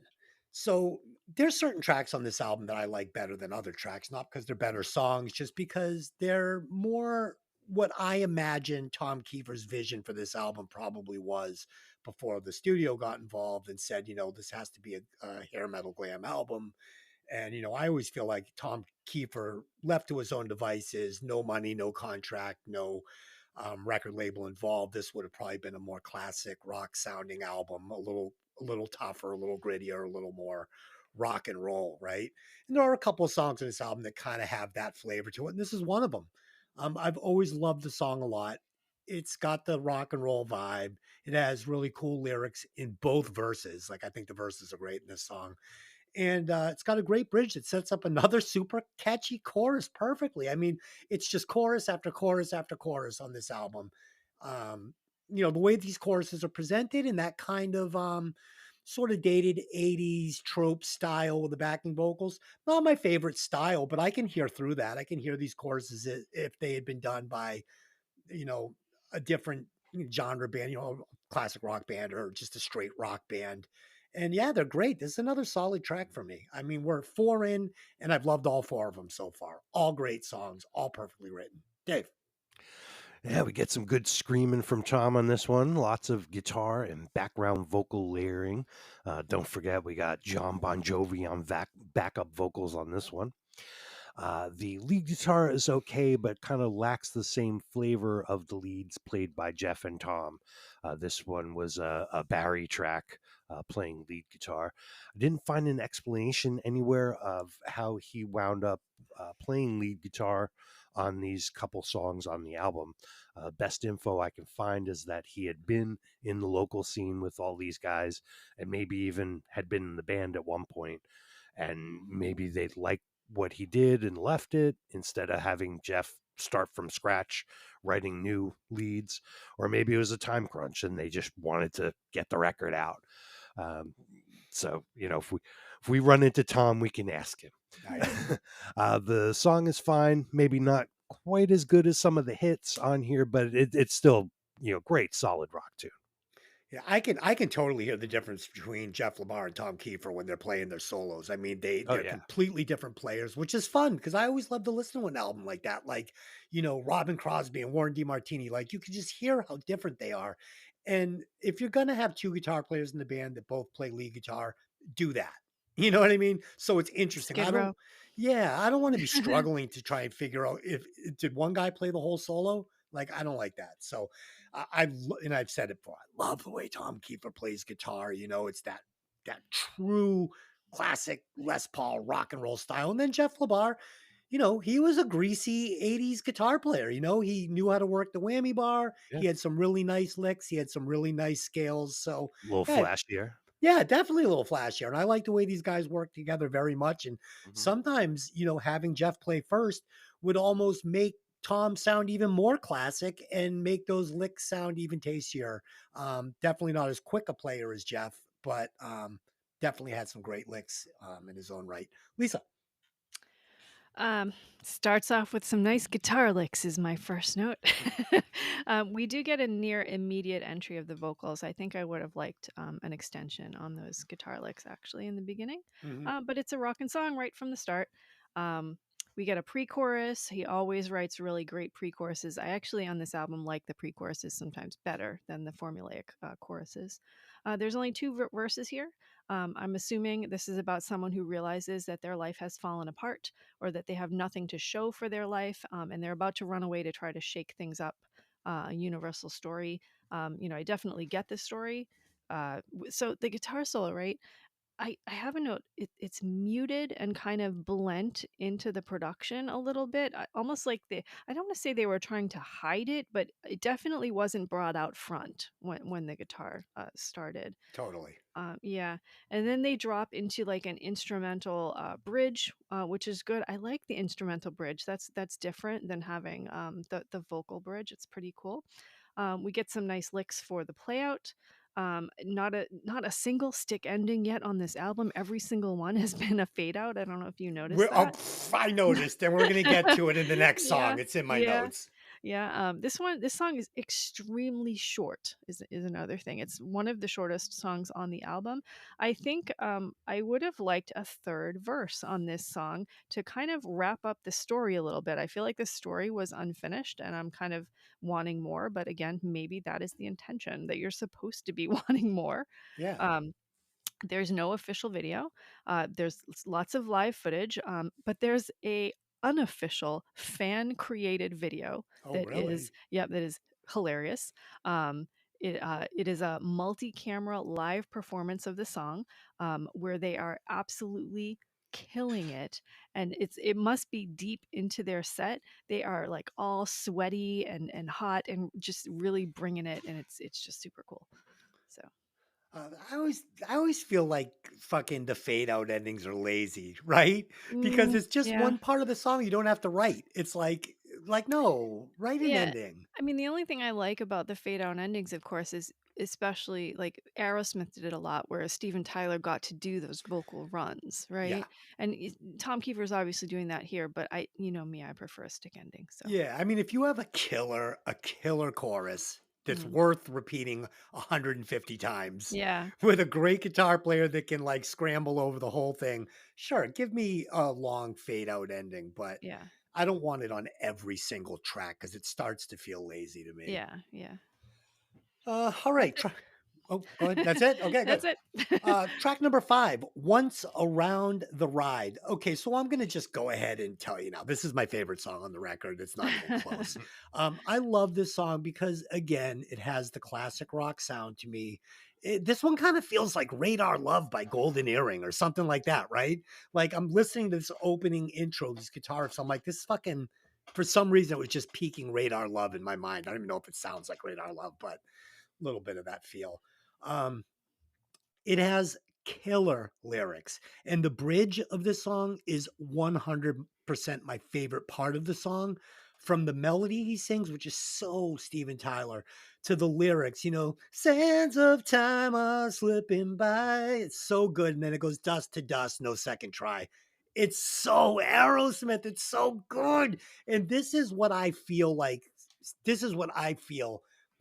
Tom Kiefer wanted this album to be, but it wouldn't have worked if the album had been this. We would have never even heard of Cinderella. So, kudos to the label for knowing what the consumers wanted at this time. But for me, this is as good as Cinderella gets. It's fucking awesome. My only knock is I did not like the guitar solo. I don't like all the whammy bar in this solo. I wish they had just gone with more of like a Joe Perry guitar track on all these lead guitars. But with that being said, the solo presented is a very good solo. Like for 1986, this is the flavor everybody wanted. I get it. And I'm assuming this is Jeff Lamar playing it. And it is a kick-ass solo. It's got great licks, great runs.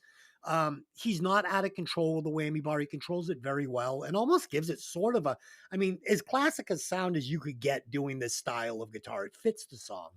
And Lisa, I would have rather had a stick ending on this one. Mm, And that's going to go for a few songs on this album. They yeah. just way, way overdid the fade out endings. And again, it just felt a little lazy to me. Dave. And to be fair, when they play a lot of these songs live, they don't obviously you don't play a fade out when you're playing it live. Right. So You get quieter right, and quieter right, until we just stop. yeah. So That they takes they talent. do have proper endings for these songs. So yeah.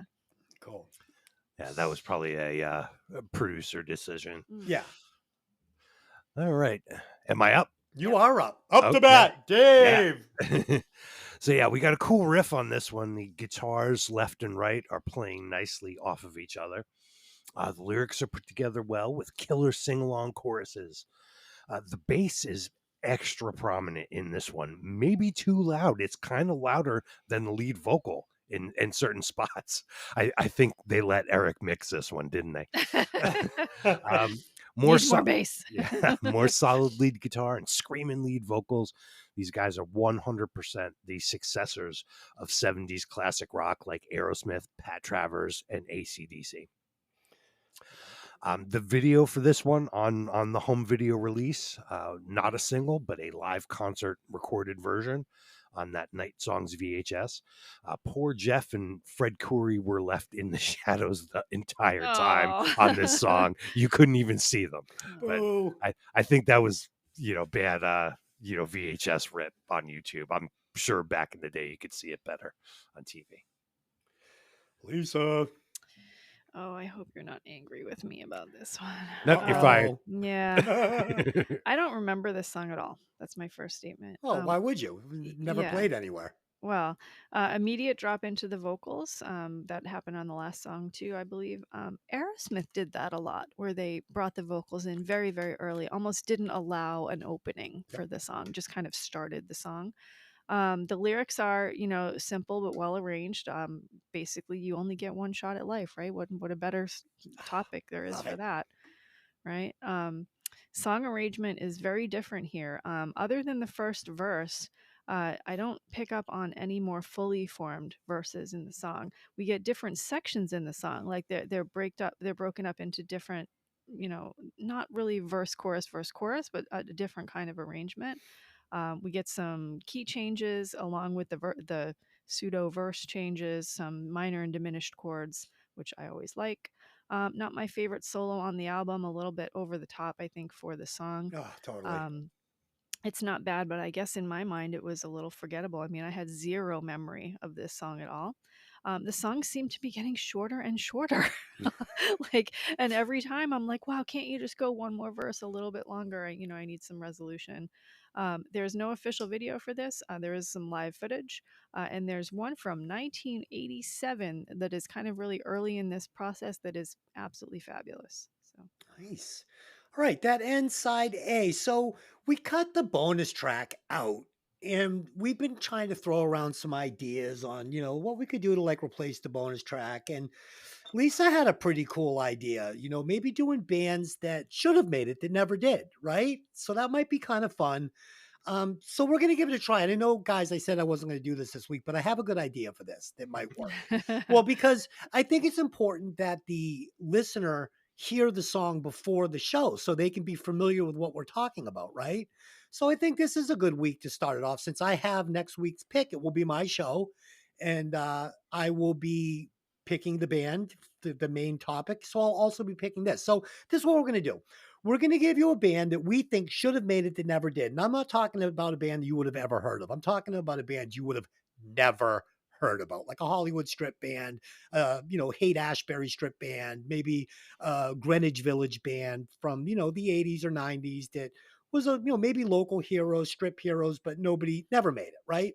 And I think the other caveat is they have to have something on something on YouTube that you can watch, right? So I have to be able to share a link with you so you can actually see the band, listen to the song, and tell us what you think in the comments, whatever. So we're going to do it. I think we're going to do it. We're going to try it next week, and I'll give you the target this week. So go over to YouTube, type in Back Alley Sally, and the song is No Love. So Back Alley Sally, No Love. This is one of my favorite bands that never made it. And honestly, they're one of my favorite bands, period. This album, which you can get on Demon Doll Records, fucking guys, this fucking album is so kick ass, and this song and this video are so kick ass. The video was recorded at 6:00 in the morning in the pit in Hollywood. Nobody in the band had slept all night. They had been up all night partying and just kicking ass. And they went down there. They recorded this video. This guy who recorded it, he recorded like 3 other videos for him that you can find. Tell Me What You Want From Me and Candy Cane, I believe, are the other 2. It's a really great video. It's black and white. The band is so sleazy. Singer is jet black hair down to his ass. Oh, I just fucking love it. So check it out. Back Alley Sally, No Love on YouTube. Watch it. We'll discuss it next week. And leave in the comments, what you thought of it. So we'll start doing that. I want to start getting you guys involved in the show a little bit more. You can shoot us your fucking watch score. And shoot us your watch score in the album too. We'll shout it out on the fucking show. So come on, you lazy fucks, get involved. So there you go. You guys got that? No Love. Check it out. I think I've already shared it with you guys once. I don't know if you guys liked it or not, but whatever. It was great. Okay. So there it is. Inside A. So if you're listening to the show on vinyl, go ahead, flip it over, slap it on the ass, and let's go on the other side. Track Is that a number Paul Stanley impression? My gosh. It kind of went there, didn't it? Okay. Track number 6, Hell on Wheels. This is another one of my favorite songs on the album. I like Cinderella best when they're being a blues rock band, and this one checks all the boxes for me. Gritty vocals, slide guitar. Again, we get super solid songwriting, another super catchy chorus. It's cool. The album is full of hooks and good songwriting. I mean, you just can't get away from it. We're 6 songs in now. I still haven't heard a shitty song, period. I haven't even heard a song that I'm like, this needs to go back in the oven for another 10 minutes. No, they're all complete and well written. Dave. Yeah, this one's a good rocker. It's a little bit under the radar until you get to the chorus. I feel like they could have punched up the rest of the song around the chorus, because I mean it's not bad, but to stand up with the other great songs on this record, it could probably just come up a notch. Nice touch with the slide guitar on the guitar leads here. Yeah, I liked it. Nice. Lisa, you probably hated this one. Well, you know, after the last song, which was really short, I immediately noticed that this song was also really short. Like when it started, it was like 3 minutes or something like that. So I was like, oh no, not another short song that I'm going to want more from. So I like that they opened side B, you know, back in the day when we flipped over our cassettes and albums with a high tempo song with a solid title. Um, the song is basically about how they're touring and like tearing through towns. Good idea for a song. I think I needed more story, just like the last one. I wanted another verse. I wanted a lot. You know, I'm wanting more on the songs. I also picked up that while this song is called Hell on Wheels, and you do get that repeated in the chorus over and over, there's another line in this song, burning through your town, which I think could have been a title for another song. I think it's like a really great line, so I'm just pointing that out. We have a very short bluesy guitar solo, showing some different skills here than some of the shredder stuff that we've heard. And finally, a nice blues stick ending that I was Yes. so excited about. Yes. Oh my God. Um, we're already on side two, and I want you to notice that I haven't one time said, oh, wow, what a great glam song, because they really have been rock and roll Yeah. and blues and not, you know, not glam to me, really, even though this band is a glam band. But So they're not. That's what's so yeah. cool. So no official video for this, almost zero live footage of this song, but I found an interesting fan created video of them playing what I think is a different song than this song, mixed with Mad Max footage or AI footage in between it, which is absolutely crazy making. So go look for that. Interesting. I'll check that out. Track number 7, Somebody Save Me. This was a underrated song in the album. It's got a great chorus, you know. That I lost my job, they kicked me out of my tree. It's so good. I know I keep saying this, but I love this track for the same reason I love all the tracks on this album. And I use the word love a little loosely. I mean, I don't love this album, but I do respect it for just how consistent it is all the way through. It's just good songwriting again. It's got great vocals. It's got good lyrics. It's got a big chorus. I mean, it's got everything you want. And we're on track 7, and I'm still saying it. I mean, all of these choruses, all of them, they're not all Shake Me. They're not all Nobody's Fool. But any one of these songs could be a hit on another shitty album of a band that doesn't know how to write a song. You know Yeah. what I mean? Like you put this song Mhm. on some fucking crappy, like I don't know, Brittany Fox or something, right? I'm joking. I'm joking. I Girls' love school. Brittany Fox. I That, don't that know what you have I against I'll have to go them. listen to the album. They're so good. That singer is kind of like a real rustic version of fucking Mm, Tom Kiefer. Right? mm. Yeah, a It's little bit. it's almost like they cloned Steven Tyler and they got Tom Kiefer. You know how the copy gets a little worse every time, and then Aw. they did it again with fucking Tom Kiefer, and it popped out as that guy. Brittany Fox. The Oh, I fucking don't know animals why you kicking don't in. like them. I actually recommended that Dave's band play Girls' School. I think that was one of my recommendations last week. Could It's a be, yeah. great I like that song. song and a Oh great shit. video. Yeah, no, great song though. 100% professional. I love this one. Dave, go ahead. Somebody Save Me is the third and final single released off the album. It went to number 66.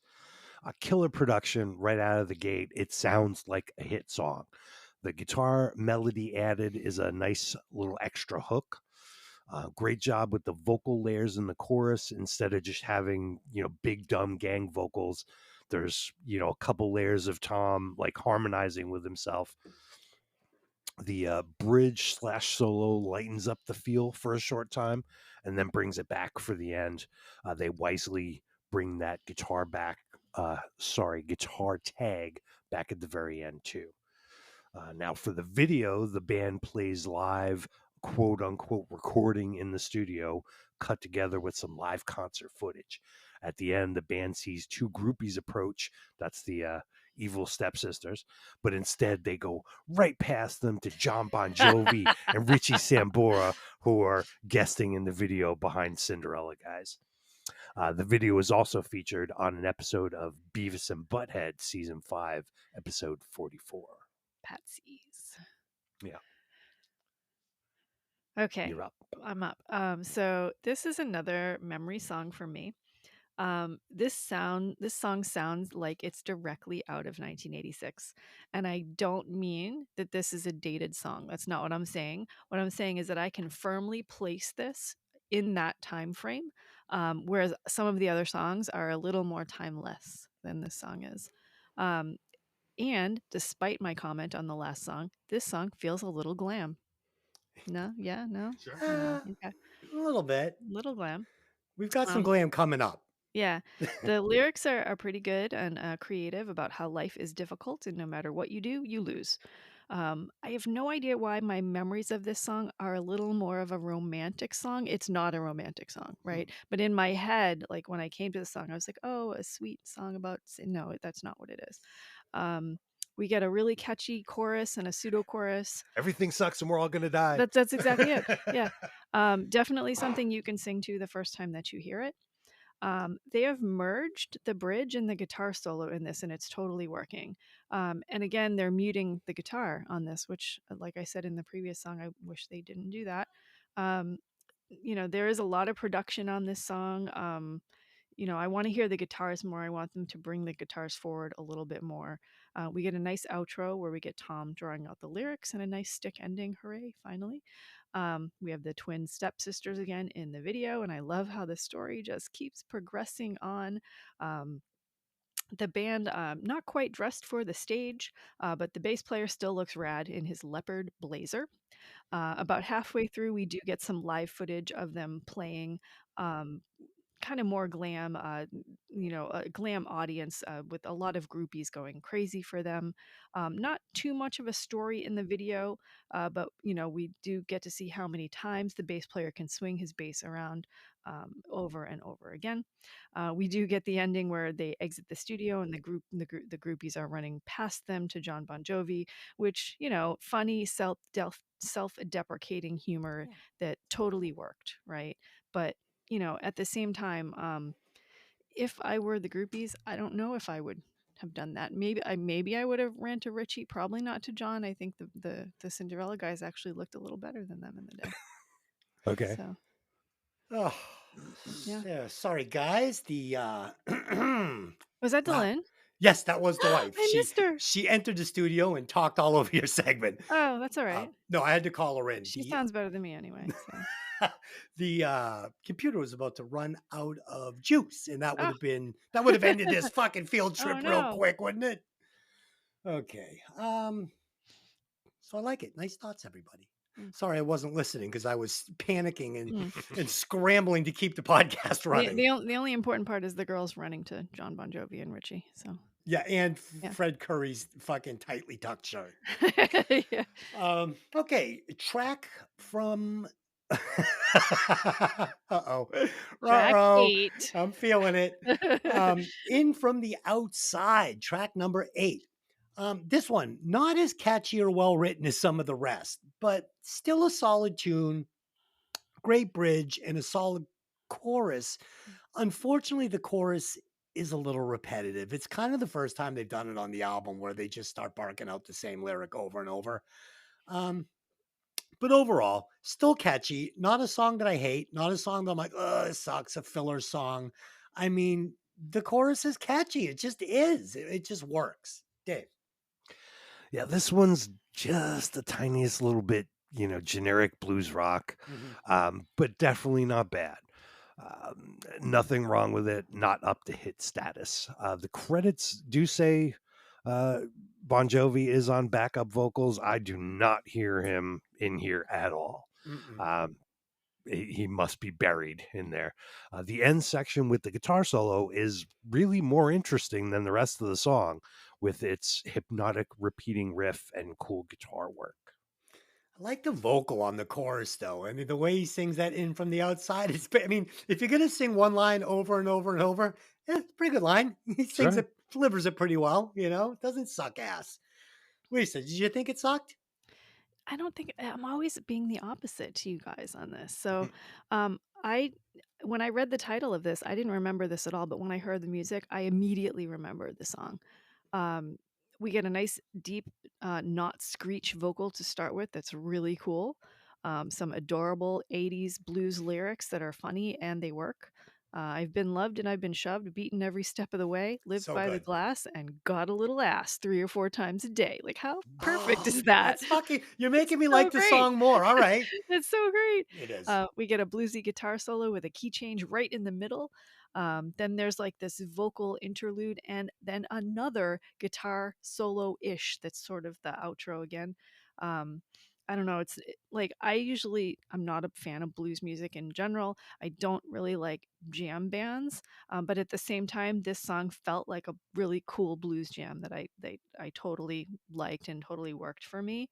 No official video. There's some must-see footage from '87 in Japan and '88 in Miami. If you only watch one, watch the Japan one. It's really great. Cool. So track number 9, this is where unfortunately we get the gigantic gaping hole in the album that for me just like, oh no, you don't need 10 songs. So this one is, it's goofy from a lyric standpoint for me. They just feel like, I don't know, they feel cheap. These vocals and these lyrics feel cheap for this album. They're not terrible. They just feel dated in that kind of bad hair metal way. You know, like he's avoided doing this for 8 songs and then they got here.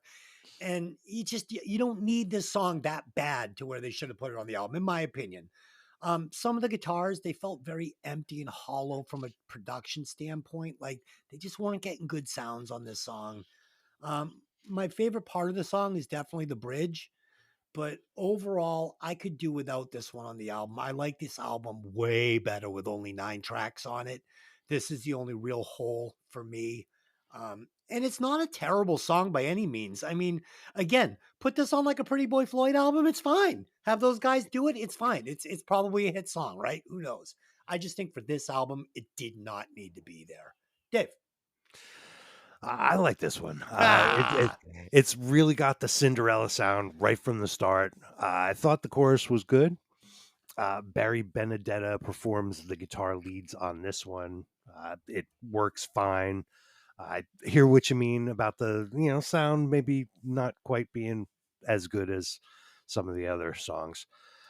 And they did have a live version of this on the Night Songs VHS video too. oh, interesting. Yeah. Look for that. Lisa, what'd you think of Push Push? Uh, hmm. Slower tempo, which I did like immediately. We have a pre-chorus that completely changes the feel of the song right in the middle. And the chorus is a little bit catchy, but then I started reading the lyrics, and they are incredibly cringy, Oh, which was probably fine for 1980. As a matter of fact, this it's about a guy trying to coerce a girl to go further. Um, it was how maybe a little original. yeah, it's a little more gentle than some of the songs of this topic back in the day. So it's actually not as bad. And again, like some of the other songs we've talked about, the story isn't completely fleshed out, so it's not as in your face as some of the really bad ones of the day that had this same topic. So I'm not as bothered by it as some of the other songs that we've talked about. It's still a little cringe for me, maybe a little forgettable. No official video, plenty of live footage, a good one from Detroit in 1991 and another from Montreal in '86. Yeah, I think I echo your thoughts exactly on this song. It's just a little cringy. It's just, Yeah. You know what? It's funny is if they went further with the lyrics, like I was saying in some of the other songs, if they gave this a third verse or something like that, it probably would have gone too far, and then yeah. it just would have been too much. Yeah. God. All right, so here we are. Last track on the album. It's Back Home Again. So I have a lot of thoughts on this one. So I like the idea of this song a lot from a lyrical standpoint. The problem is the chorus doesn't quite hit the mark vocally, right? I want to hear it like Aerosmith would do it. Specifically the return line, I'm back. I want to hear this chorus resemble Back in the Saddle. Like that's just what I want from this song. And I think the Bones were there to do it. They just missed the mark. They just didn't refine the chorus to where it could have been, where this return backing vocal could have been, some more harmonies. But overall, it's a great ending to the album. Excellent lyrics, especially in the verses. I really love the verses. I love the bridge. I love the transition into the chorus. But unfortunately, the chorus never reaches its full potential for me. But with that being said, it's still a very, very cool song. And it's a really great ending song for the album. I've heard way, way worse on this show. So, yeah, kudos. I thought it was really great. Just fucking knock off Push Push, and you've got almost a perfect album in the fact that like there's no song that's like, oh, this is a gross filler. You know, it's solid as fuck, man. Dave. This one's a little more metal sounding at the beginning. The song is fine. I like the guitar licks sprinkled in. This chorus owes Aerosmith some money. Oh, big time. I'm back in Yeah. the saddle again or back home again. Which one? Which one is it? Come on, Tom. But that's what I want. I want them. If you're gonna do it, then fucking take it all the way there. Don't just kind of do it. Do it. Give me Yeah, I Aerosmith. mean this one is a little almost too much. Just grabbing It Aerosmith. is.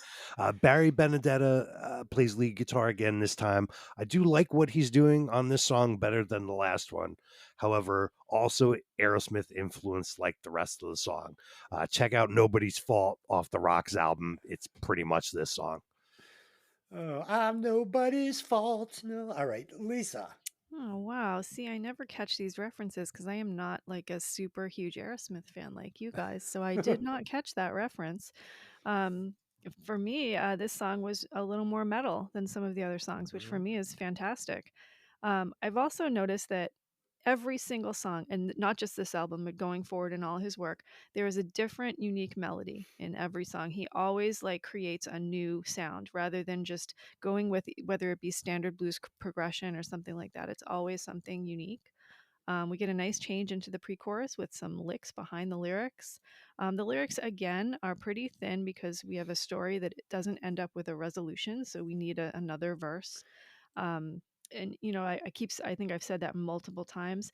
Again, maybe that's intentional because it definitely leaves you wanting more, and that's exactly what this did. I love the guitar solo on this one. It might be one of my favorites on the albums of like the non-hits on here. I like it that it's darker than the other songs. It has maybe I heard LA Guns, not Aerosmith, in this, so a little bit of early LA Guns. It has an interesting effect on the end, on the fade ending, like a repetition kind of thing. I don't know if you heard that. That's unique and different. I think it was a good ending for the album. Yeah, you just make a good point there with them needing these resolutions and these stories. I mean, I don't think it could have been done on purpose because I mean, here's the deal. I also do a movie podcast and I need a final act. Like I'm not okay with them not telling me what happened and just ending the movie three-quarters of the way in. So fuck, what was in that fucking briefcase in Pulp Fiction? I don't know. I don't know. Fucking right into the show. uh, What do you think was in that briefcase? Jesus. his soul, Okay. Marcellus Wallace's soul. That's it then. That's my theory. Fucking that's it. Mystery solved. Thank you, Lisa. Okay, so that's it. We've broken down Night Song, Cinderella. We hope you guys enjoyed the discussion. Let's do some favorite songs and we'll cut a song and we'll replace a member and all that good shit. So my favorite song on the album, I've already said it. It's Once Around the Ride. It's a fucking really cool song. Song I would cut Push Push because it's fucking gay. It sucks. Let me replace a member for you. I would remove Jeff LeBar and I would replace him with. I was gonna do the guy from fucking Golden Earring because he looks great, dresses in black leather, black hair, amazing fucking singer, a really good guitar player. But I didn't want to do that. I went a little bit more metal for you guys. So give me Mick Cripps. He looks great. He's a solid rhythm guitar player. He plays a black Les Paul, which would look amazing across the stage from Tom Kiefer's white Les Paul. And this move would leave Tom Kiefer as the sole lead guitar player of Cinderella. And since I love the way he plays so much, and I love classic rock a little more than glam metal rock, I just think it would change the sound of Cinderella just enough to put it a little bit more in my palette. There you go. So that's mine. Dave. Favorite track, Shake Me. I would cut In From the Outside. They didn't really need that one, not as strong of a chorus as the others. And I would replace the drummer. The drum parts work fine for this album. Absolutely nothing wrong with them. The session drummer did the job 100%. From the live recordings I have, Fred's drumming is great. But assuming Fred wasn't available, we're going to borrow Tico Torres from Bon Jovi. He would have Nice. done a killer job. He absolutely would have. Lisa. So I was absolutely sure before this that my favorite track was going to be "Shake Me." Before the listen, or secondarily, somebody saved me. Except I thought it was a romantic song, and it's not. So I'm going with "Nobody's Fool" with a surprising honorable mention to "Back Home Again." Hmm, I like it. The track I would cut. I didn't really hate any of the songs on this album. I didn't feel like there were a lot of holes, but for the lyrics, I'm going to get rid of "Push Push." All right. And for the replacement, they were already playing musical chairs with the drummers. And let me just say this was a hard choice because everybody was fine in this band. I didn't think there really needed to be a replacement, but since we're doing this and since they were playing musical chairs with the drummers, I'm replacing Fred Coury with Roxy Petrucci from Vixen and Madame X. Cool. That's interesting. I like that. I like when we know. I was going to go Izzy Stradlin, but I thought Lisa would kill me. I'm trying to remake Guns N' Roses again. Izzy Stradlin and Tracy Guns Oh, and shit. Tommy Lee. I'll buy that album.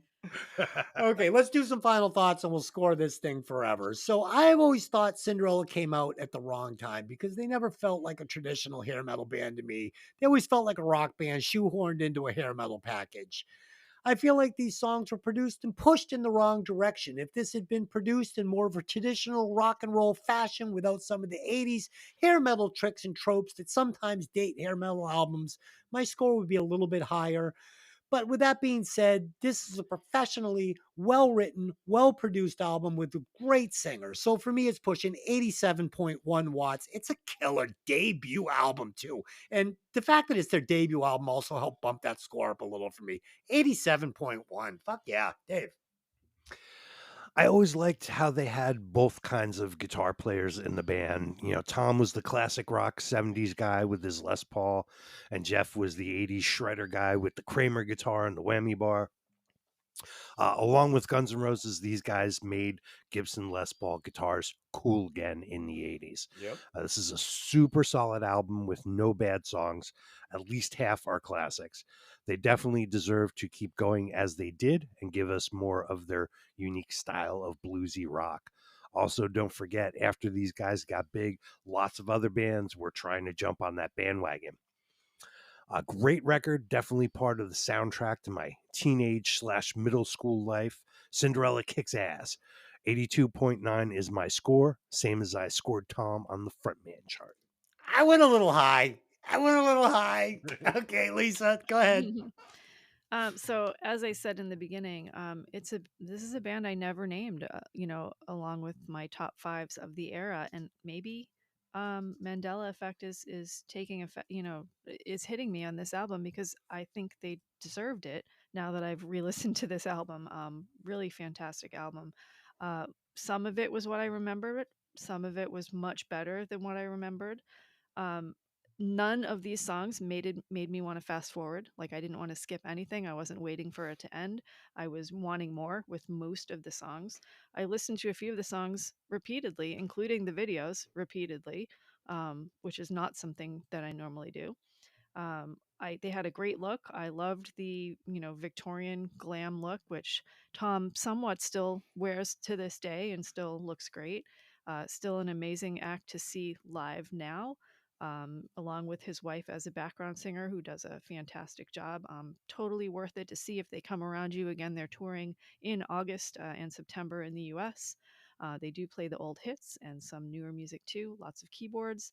I would have actually liked even more keyboards on this album. I think we didn't get enough of Tom Kiefer's piano playing or of the talented keyboardist in the band as well. Um, I don't purposely listen to this band, and I probably won't purposely listen to this all the way through again, but I wouldn't turn it off if it came on shuffle. And I love hearing cover bands play the songs, and I love seeing them live more than anything. Um, it takes a really special, talented singer to make these songs sound right, though. So not just any cover band can play them. Giving them a total score of 85.3. Okay, so you've just created another bracket. So we had would you ever listen to it again all the way through? Yes or no. So we've got no, and then we've got Yeah, mine yes. is a no. And now we've got I wouldn't turn it off. So if I was in my car and like for some Yeah, reason the CD popped in and nah fuck I wouldn't go out of my way to listen to it all the way through again, but if it was on, I would. I would. Yeah. Okay. Dave? So that's a no on the re-listen for you. I think I probably wouldn't purposely re-listen to it again, but at the same time, I loved this a lot more than I thought I was going to, and they were fantastic. Yeah. So Well, it's a yes for me. Des, what's your re-listen? Um yeah, sure. I'd listen to it all the way through again. Okay, that makes it a yes. Yeah, I'd listen to it all the way through again. It's fucking pretty good.